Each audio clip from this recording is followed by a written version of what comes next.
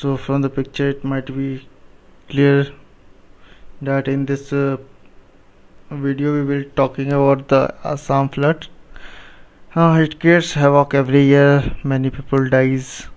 So why every year Assam flood is caused, the reason and the way forward we will discuss in this video. So we will start with some of the statistics related to the Assam flood. As you can see, every year approx 2 to 4 million people gets affected by flood in Assam. This year also it has got more than 4 million, and more than 200 death has already happened this year, but every year minimum 200 death is happening, and many animals dies. The 500 animal, this data is also, I believe, is on the lower side, because a lot of animals are not recorded when they die. So I think approx 500 animals die every year due to the flood. Also, more than 1.5 lakh hectare farmland gets affected due to it, and the restoration amount is required is greater than 2500 crore. So why means such a huge amount is required, still government is not able to prevent this flood? We will see the reason for it.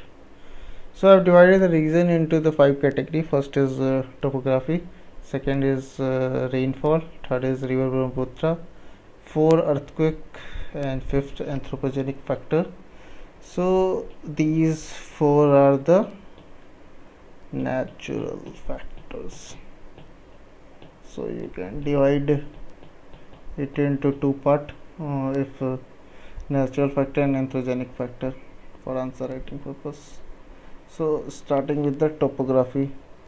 So as you can see in the topography, this is the Assam plain, and the Assam plain is surrounded by Himalayas in the north, mainly the Sivalik, Dafla, Mismi, and below is the Meghalaya plateau in the south, Garo and Khasi is there. So the altitude difference is very high, as you can see from there, that from 5003 brought these have average elevation of 3000-5000 meter, and the plain has approx 100 meter. So when the Brahmaputra enters it with huge sediment, that it has no other option than to vertically rise and create flood. Second is the rainfall. As you can see, the Assam has the tropical monsoon rainforest climate. The average rainfall received is 150 centimeter, and 70% of the rainfall is received in the month of monsoon only. As you can see, these are the month of monsoon when the most of the rainfall occurs. Also, before the monsoon, the summer season, the melting of the glacier takes place, and that also adds to the volume of the water discharge in Brahmaputra. So also the adjoining areas like Meghalaya and Arunachal Pradesh receives heavy rainfall, and due to which its tributaries like Dibang, Kameng, Manas river, Subansiri river receives lot of water, and they are discharged into the Brahmaputra itself. So they are so the Brahmaputra water level also rises. You need to remember the for prelims which are left bank tributaries and which are right bank tributaries of Brahmaputra. Just check it. So we will discuss the river Brahmaputra itself. It is the 4th largest river in terms of average discharge at mouth, and second largest in terms of sediment yield. See from this figure you can see it is the 4th largest in terms of average discharge at mouth, and in this figure it is sediment yield wise it is the second largest. The vast amount of sediment that comes from Tibet, which is the area where the river originates, that region is cold, arid and lacks plantation. Glacier melts, soil erodes, and all of it results in highly sediment river. So you can we will see something more about river Brahmaputra. So this is the river Brahmaputra.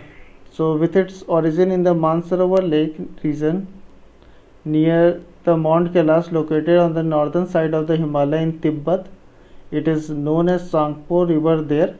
It flows along the southern Tibet to break through the Himalayas in great gorges, and it enters into India from Namcha. What was this reason?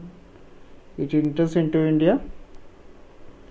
It flows southwest along through the Assam Valley as Brahmaputra, and then enters into the Bangladesh as Jamuna, and then it meets the Ganges Delta. It meets the Padma River, which is the name of the Ganga in Bangladesh, and finally, after merging with Padma, it becomes Meghna, and it finally flows empty itself into the Bay of Bengal.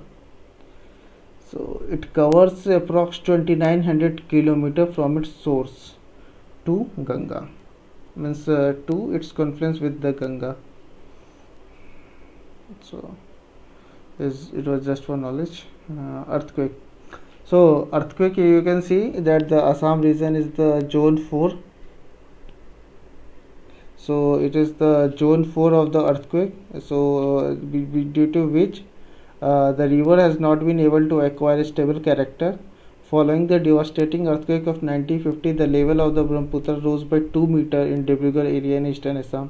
Also, these areas are very prone to landslide, so that also increases the sediment yield. So now the human factor, or the factor better known as anthropogenic factor.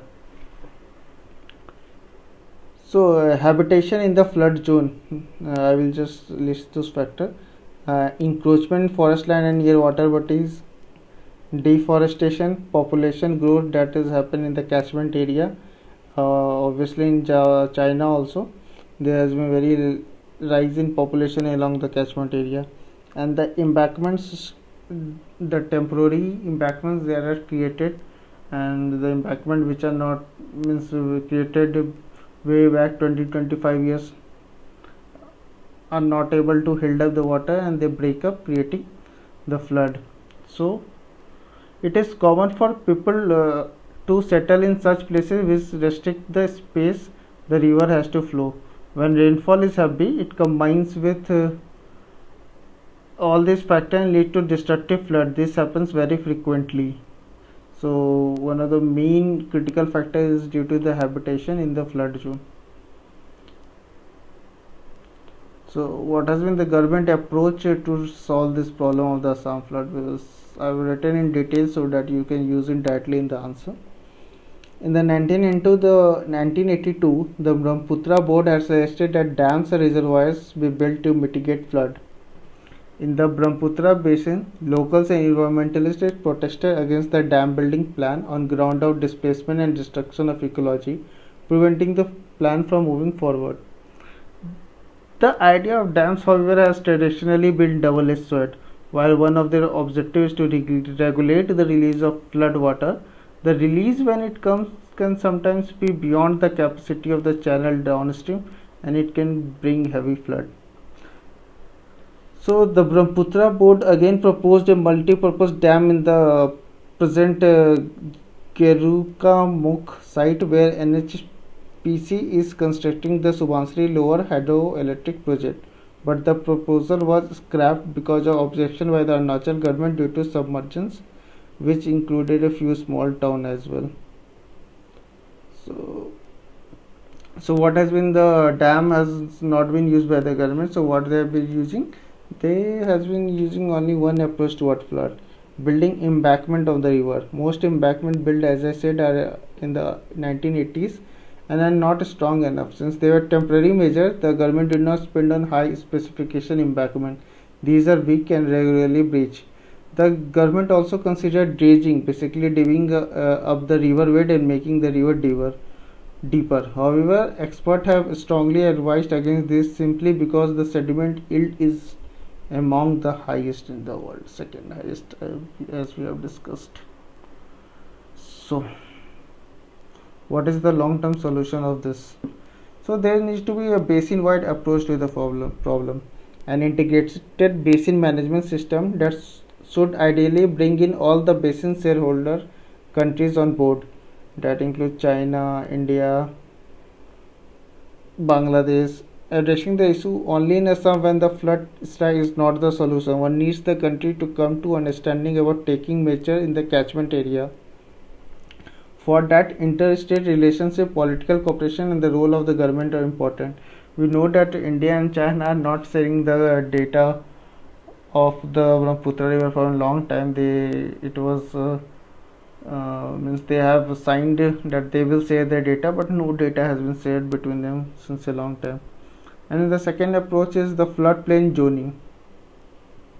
So depending on the vulnerability of the area, you divide them into category and accordingly ban certain activity on it, like farming, building a house. Like this is like, so this is a, you can flood zone that this is so you can allow plantation in this, but do not allow building house. So you can allow here, from here you can allow construction of house. So something like the flood zone zoning has to be done. Now what is happening, that even some of the higher houses and residents are constructed in this zone. So when the water level rises and it created lot of damage to these people. So this is the solution. So as you know that we can't help the rain, but we can certainly control the damage caused by the flood. So the government has to take a long-term approach towards the Assam flood. Thank you. Stay healthy, stay safe.